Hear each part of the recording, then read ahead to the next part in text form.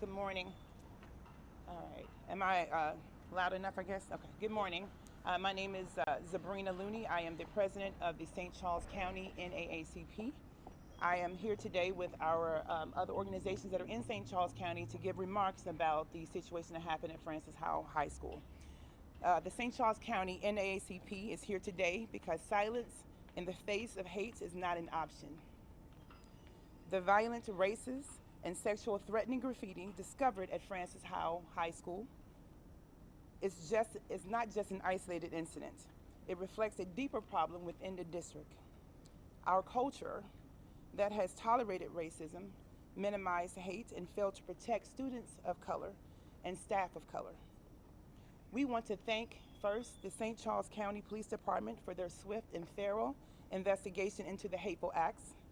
And we acknowledge the St. Charles County Prosecuting Attorney's Office for taking the necessary steps of filing those charges. We encourage the Prosecuting Attorney's Office to pursue this case to send a clear and unwavering message that hate, racism, threats of violence will not be tolerated in our communities.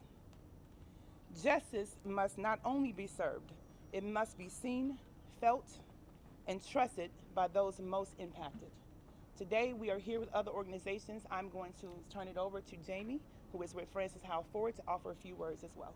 Thank you. Good morning. My name is Jamie Martin, and I'm the president of Francis Howell Forward.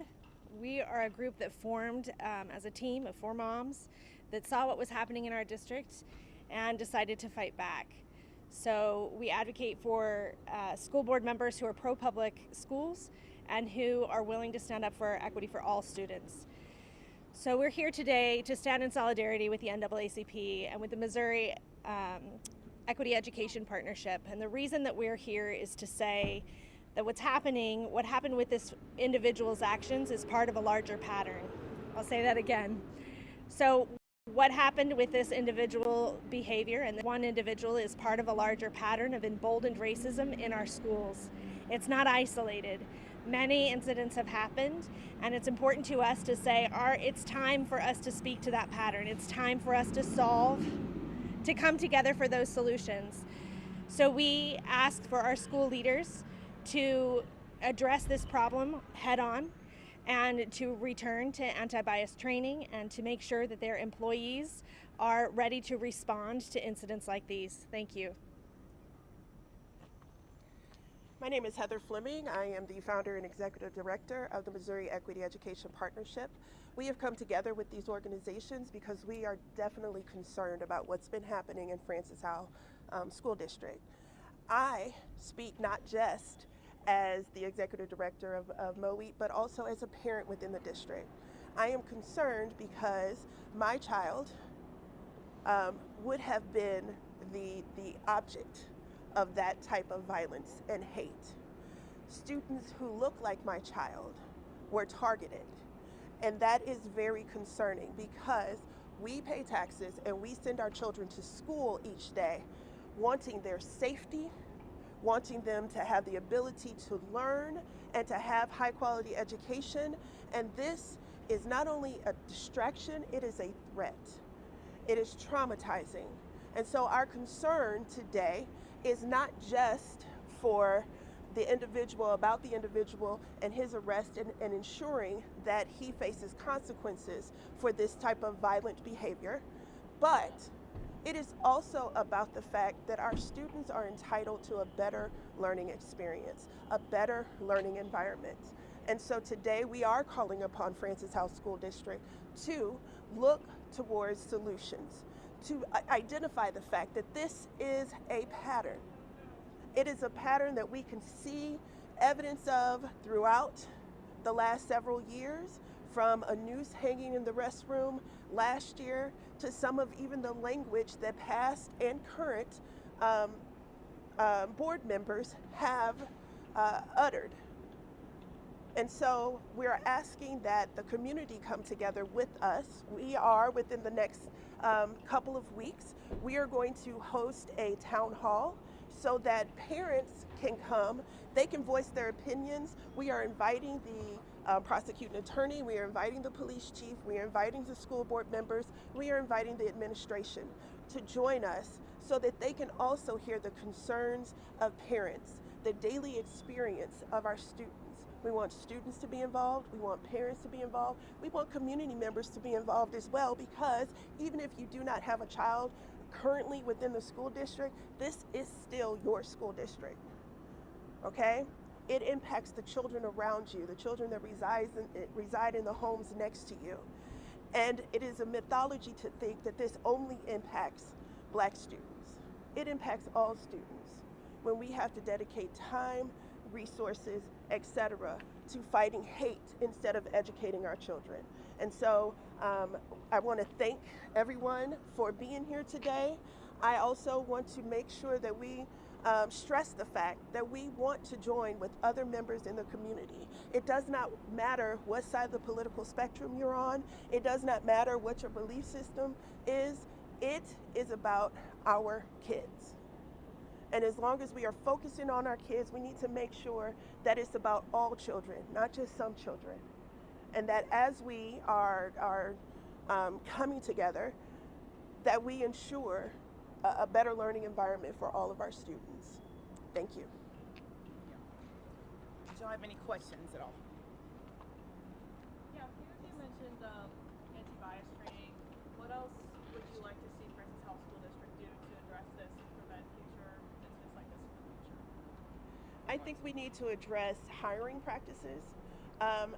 The fact that this was a custodian in the building, when, you know, the reality is that I used to be a teacher. And so I know how important for a lot of kids safety is. And so the fact that it was a custodian in the building, that upsets the safe environment that schools are supposed to provide. And so we're looking for them to look at their hiring practices. We are looking for them to look at training, but again, we're also looking for them to identify a larger pattern and to begin to look also at the ways that policy has created an unsafe environment for our kids, how policy, and let's just be honest, the dialogue and the discourse around policy has created an environment where this individual felt safe and comfortable doing this in the restroom. So we have, I forget what else we said. I'd like to say something. I think it's really important that the district clarify their procedures for reporting and also for accountability. So right now, we want to make sure that every family knows if this is an experience that their student is facing, if their student experiences racial hostility, that they know how to report that, who to report to, and they can have some expectation that people will be held accountable for that. We know that there have been several incidents where that has not happened, so tightening those procedures around reporting and accountability, I think, would be a great step. We all know that racism is, no one's born racist. They learn it from their parents or Correct. friends. Correct. But what do you say to the parents of these kids, some of the grown-ups around them, Yeah. all this stuff? I mean, in simple words, I say do better. This situation, again, is not in a bubble. It affects all of us. It affects every child, regardless of that child's color or background. And so in order for us all to have that, be able to be in the classroom, that does not stay, that one child that was, I guarantee you that his peers, the ones that are around him, were also equally affected. And so in order for us to be in that classroom, we're able to take in that information, we have to have a safe environment. It creates an unsafe environment for all.